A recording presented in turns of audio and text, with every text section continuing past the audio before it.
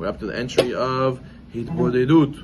Hitbodedut means to seclude yourself, specifically with Hashem.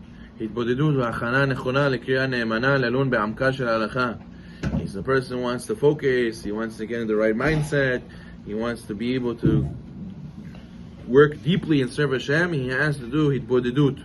He says, "V'gam hi even rosha lesidek kedusha lachshov machshavot teorot." He says, in order to think proper thoughts, the person wants to think proper thoughts. Rabbi, I have a lot of issues with thinking bad thoughts, anxiety, nervousness, assuming for the worst and not assuming for the good. You need to have Hitbodedut. Hitbodedut is going to help you set the tone for your day, set the tone for your thoughts. And when you pray to Hashem in your own words, it's a lot of very, very powerful. Rabbi Nachman Abresa was very into doing Hitbodedut. He says every day you don't do Hitbodedut, you learned a chapter of heresy from the Satan, from the Yetzer Hara. So if you're not doing Hitbodedut to connect to Hashem deeply by speaking in your own words, the Amidah is great. The Amidah is very powerful. People love to pray the Shachrit. But on a deeper level to connect, and a different way to connect, that what? You speak to Hashem in your own words. You sit down for 20 minutes and say, Kadosh Baruch Hu, I want to ask for forgiveness for all the sins I did. I want to start over. And then you speak about all the things you're thankful for. Thank you for Hashem for this. Thank you for Hashem for that. And then finally you go and ask Hashem, Hashem, please, I want to make Parnasat Tova today. I want to pay for my son's tuition.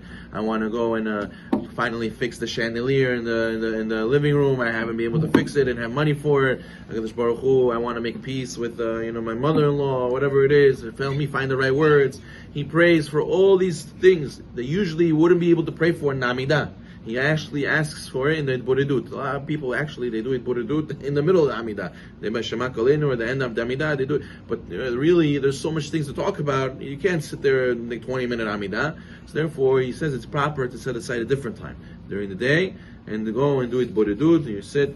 A lot of times people, they sit in their car and they put the one AirPod in. And a lot of times you have one AirPod in, people think you're talking on the phone. That way you don't look weird. So a person put one AirPod in, sit in the car, people think he's talking in the car, but really you're talking to Kadosh Baruch Hu and speaking your mind like Kadosh Baruch Hu is your friend and telling him how you feel, and you let it out. You let everything out. People don't realize that people pay top dollar to go to a psychiatrist, to go to a therapist. So how does it make you feel? And they spill their guts to them. And you pay them top dollar, and afterwards they don't give you advice necessarily. They don't always give you the solutions necessarily.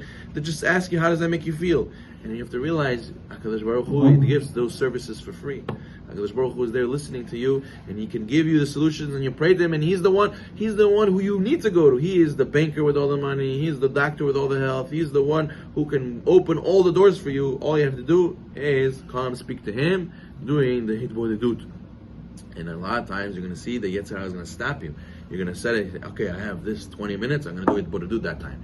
And then the whole world is going to turn over to stop you from doing those 20 minutes of Hitbodedut, because the Yetzer Hara knows if you speak to Hashem in your own words and you set aside that time, you're going to be that much powerful. Your day is going to be that much better. Therefore, you have to be sure to be strong and to keep it. He says, Lo ilezot tov legever sheyachel lo beit moshav sheyeh lo levado ve'el nezarim ito. Therefore, you should set aside a place where you're alone, no one will bother you. If he only has one house, we know that Arizal, he used to go and he used to come home only Shabbat. He used to go on a boat, a little rowboat, you go to a little island, there was a little shack there. He used to stay there 6 days a week, learn. You come home only on Shabbat in order to be able to be on alone and to be connected to Hashem and no distractions.